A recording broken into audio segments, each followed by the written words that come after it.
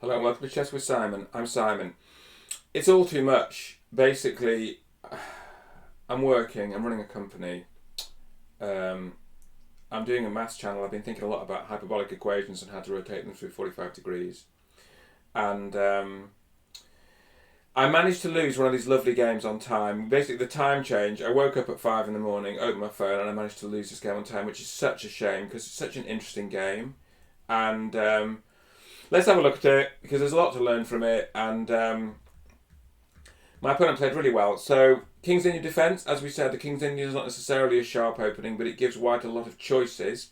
Many of them are sharp, like the 4-pawn attack or the classical, which is what my opponent's played here. My opponent played Bishop E3, which is the kind of Sam Shankland recommendation on Chessable. I saw him playing this in Blitz actually, and the big danger for black is that black plays the typical kind of kingside attack, and white doesn't castle and just leaves the king. I think Peter Wells used to play this as well, and then white just keeps the king in the centre, and black plays a typical kingside attack, and it just doesn't get to the king because the king's in the centre. So I tried to avoid that. I took here. I've seen Magnus Carlsen play this. I believe that the first British GM, I made a video about one of his when he played the St George's against Karpov. Tony Miles. I think he used to play this as well. It's a completely different kind of game. So basically, we're trying to exploit white's weak dark squares. We break in the centre.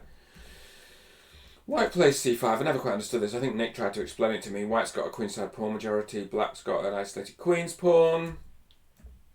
Bishop e5 is a good move. The knight comes back. What the engine wants to do here is Bishop h3, which makes sense, developing with tempo. Makes a lot of sense. White's still a bit better here. We exchange. Take again. F5 is a lovely square for the knight. What I was quite focused on here was making sure that the white knight doesn't get into... We've now got weak dark squares, actually, fascinatingly. Doesn't get into f6, which is a weak dark square. So we attack the bishop, white defends. Interesting, the engine says you can take on c5, which I didn't dream of doing because I was worried about rook takes, which is also the engine recommendation. I was worried about rook takes. But anyway... developing the bishop, defending the pawn seems sensible. It's amazing that white can play this. But again, once white plays pawn g5, that f6 square starts to look really weak. This was a bad move. This makes sense, sort of attacking. I think my opponent said that he regretted exchanging queens. Actually, it is the... Chess is such a hard game. It is the engine recommendation here. Anyway, I exchanged. And now white's quite a lot better because I think my king is just vulnerable and those queenside pawns are pretty good. Oh, look, I played the engine move. Every now and then it happens. Push the pawn, engine move, kind of. Was it the engine move? It doesn't matter. Yeah, it is, actually. So this wasn't so good because this fork isn't bad, but it's not a killer because there's the check. This is the engine move, well played. So my opponent's playing really well here. And, black... The engine wants h5 then. Okay. Now, bishop e6 is a good move here, hitting that knight. And the knight's got problems, hasn't it? I know how it feels. Okay.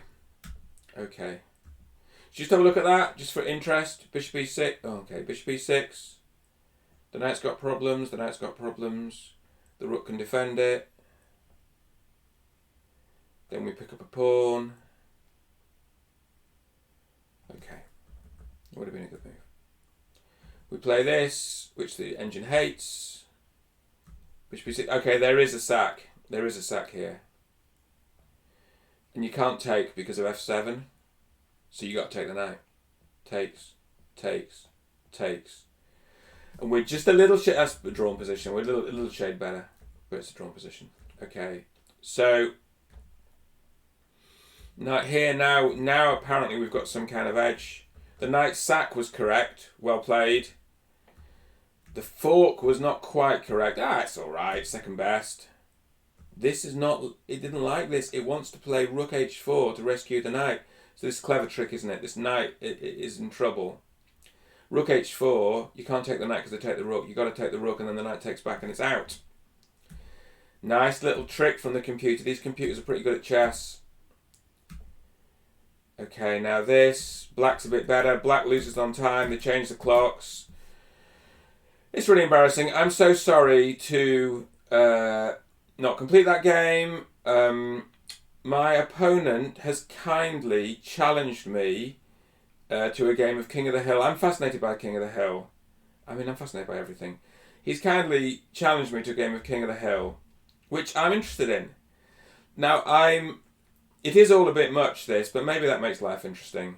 And I'm going to try and keep these videos going in some form with all the ups and downs. By the way, I would add that my opponent from the previous game, when my child got into my phone and made a move, he wrote to me on chess.com and said that he's sad now because he enjoyed it and he thought it was a good win. It was a good win, and I'm going to make a video about that one as well. He played really well against me. In fact, you know what we're going to do?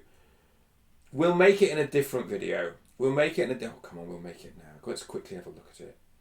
The thing is, I'm not sure I can find it. Look, we'll do it in a different video. Next time. Yeah, next time. But thank you for this game. I look forward to King of the Hill.